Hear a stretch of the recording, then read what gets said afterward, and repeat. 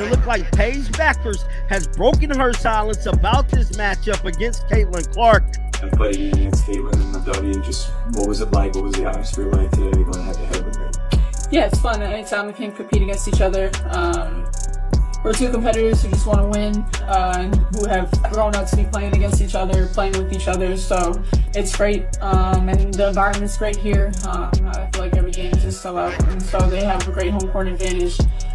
So overall, yeah, great environment.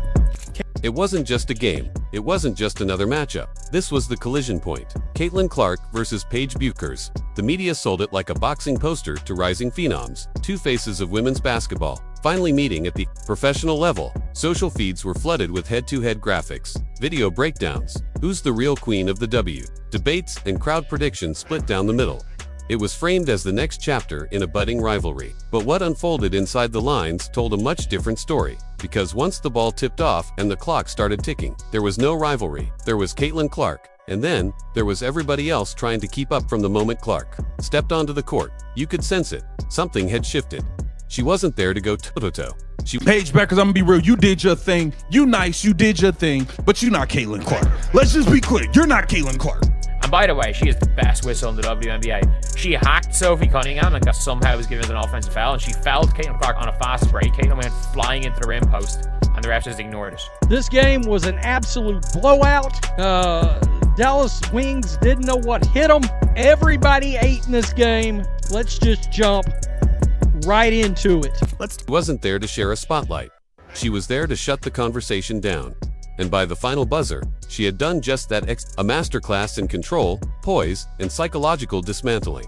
Let's be clear, Paige Bueckers wasn't bad. She wasn't exposed or embarrassed. She dropped 21 points. She hit her shots. She looked composed. She looked like a promising rookie. But Clark looked like she was conducting a basketball orchestra. 14 points, 13 assists, 5 steals, and only 2 turnovers. Let those numbers breathe. That is domination with balance. It's not flashy scoring, although she's capable of that tits tempo. And for all this Caitlin Clark, Paige Bueckers comparisons, it's not a comparison. Paige Bueckers got a lot of work to do. She's a good player. She got a lot of work to do. She need to get her team to the playoffs. Once she get her team to the playoffs, we can holla. All you Angel Reese fans out there, once she get her team to the playoffs, we can holla. Until then, Caitlin came in and got the worst team in the league directly to the playoffs off the bat. Started out 1-8, went to the playoffs, man. Paige Bueckers has been going through growing pains while she's been down there in Dallas. They have a 6-16 record, and they simply cannot figure out a way to get it done. Now, ultimately, she performed, man. She played at a very high level. She had 21 points, 4 assists, and 4 rebounds. She was shooting phenomenal from 3. Paige put up a good fight, but ultimately her team just fell short, man. It's manipulation. It's choosing when the entire floor moves. It's offense dictated at her whim. It's what happens when someone doesn't just want to play the game. They want to own it. The Fever didn't just beat the Wings, they dismantled them. 100-283. And that's not a stat. That's a message. Let's talk about that message. Because this wasn't a back-and-forth affair. This wasn't a duel decided in the last 2 minutes. Indiana put their foot on the gas in the second quarter and never looked back. The Wings, they got outclassed. Not just outplayed, outmaneuvered, outpaced, outcoached, and outwilled. The difference. Clark, not just her stat sheet, but the mental advantage she carries into games now. At 23, she has veterans scrambling to adjust. Not to her shot, but to her gravity. Her ability to alter the space around her. To command extra defenders. To unlock teammates who would otherwise struggle to find their rhythm. Kelsey Mitchell scored 20 on 67% shooting. Natasha Howard had 18 and looked like she was playing with house money. Lexi Hall, Aaliyah Boston, Sophie Cunningham, they all looked like stars orbiting a much brighter sun. That's Clark. That's her effect. She is the gravity around which Indiana orbits, and what's truly wild. She didn't even shoot well. 4 for 12 from the field, 2 for 7 from 3. She dominated a professional basketball game while having a subpar shooting night. That doesn't just happen. That's superstar energy. That's generational impact. That's the mark of a player who bends games, even when she's not scoring, and that's why the media's obsession with comparing her to Paige Bueckers already feels outdated. No shade to Bueckers. She's talented, smooth with the ball, confident she can score. She sees the floor well. She has a bright future in the league. But this isn't a rivalry. This is a gap. Clark isn't just a step ahead, she's a system ahead. Her game lives in the next sequence. She's not reacting to what's happening, she's dictating what happens next. Every no-look pass, every perfectly timed assist, every backdoor feed, every steal, they're not reactions, they're predictions, calculations. And when you stack those up over 40 minutes, you don't just beat teams, you break them. Dallas broke. And you could see it in their eyes.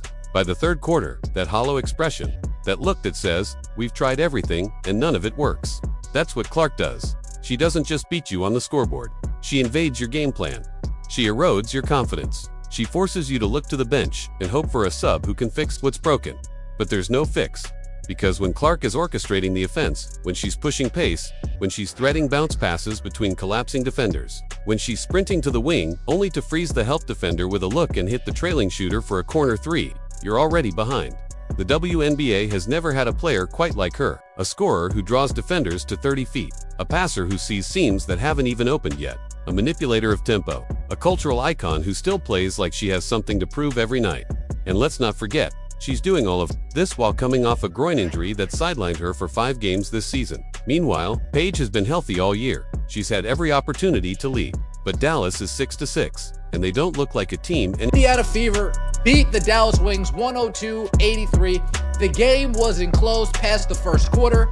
We're up by 1 in the first quarter, and that second quarter, we destroy the Dallas Wings in that second quarter.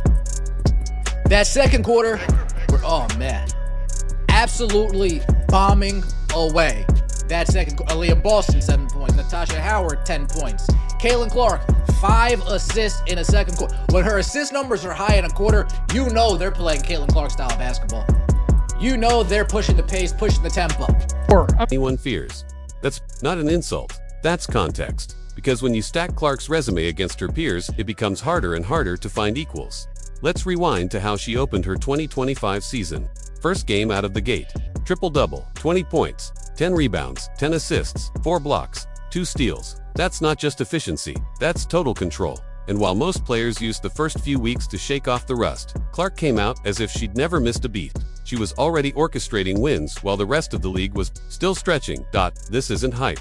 This isn't overreaction, this is reality. And the league is starting to wake up to it, whether they like it or not. Let's not forget how Caitlin Clark's rookie year was handled. She wasn't embraced like a future icon. She was tested, pushed, elbowed, snubbed. Foul calls didn't go her way. Physical play was overlooked. Resentment festered from the older guard who saw her stardom as a threat to their place in the league. Instead of protecting their best asset, the league nearly tripped her out of the gate.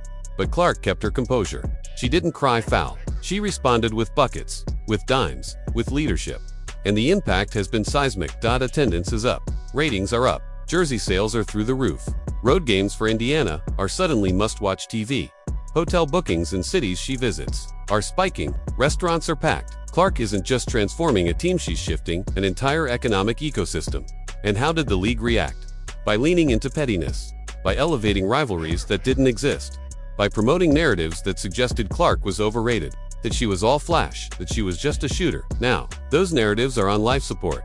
She's averaging more assists than almost anyone. Her efficiency is through the roof. She's creating open shots for teammates who, in other systems, would be buried on the bench. She's changing the standard of what elite playmaking looks like. The Dallas game was her statement piece, a game where she didn't need to score 30, a game where her jumper wasn't falling, and yet, a game where she completely dismantled a playoff contending team. Let's talk numbers again. Indiana had 29 team assists, one shy of the franchise record. Clark accounted for nearly half. That's not just distribution, that's design. That's the difference between a good player and a franchise cornerstone. That's how dynasties are built. By year 2, she already has the 5th most point assist double-doubles in league history. She's shattered the 200-point, 100-assist mark faster than anyone ever has. She's bending space on the floor like a gravitational field, and she's doing it against the very defenders who spent the past season trying to humble her. You can't humble what you can't contain, and the most fascinating part, we're still just scratching the surface. Clark's game is still evolving. Her mid-range is becoming more refined. Her post reads are faster. She's learning when to slow tempo, not just when to push it. She's figuring out how to bait defenders into overhelping, and she's still in her early 20s. You see it every time she's on the court. The joy, the fire, the surgical precision. This isn't a phase. This is her floor, her ceiling. We haven't even glimpsed it yet. Indiana knows what they have, and if they build around her correctly, if they lean into her style, we're talking about the next great WNBA dynasty. Not a playoff team, not a scrappy contender, a team that resets the bar for success in the modern game. The Clark effect isn't just on offense. Watch her defense closely. 5 steals against Dallas weren't lucky tips. They were calculated reads. She knew the play before the ball handler did. She baited passes. She read hips, she intercepted angles. That's IQ. That's film work. That's preparation, meeting execution. So where does this leave Paige Bueckers? Still talented, still promising, still one of the better rookies in the league. But not Caitlin Clark. And if we're being honest, no one is. Clark isn't just playing for awards. She's not out there for clicks or headlines. She's shaping a new standard. She's building something bigger than stats. She's constructing a legacy brick by brick, game by game. Her teammates feel it. Her fans feel it. Her critics are starting to accept it. Caitlin Clark isn't just changing games. She's changing the league, and we're all just lucky enough to watch it happen.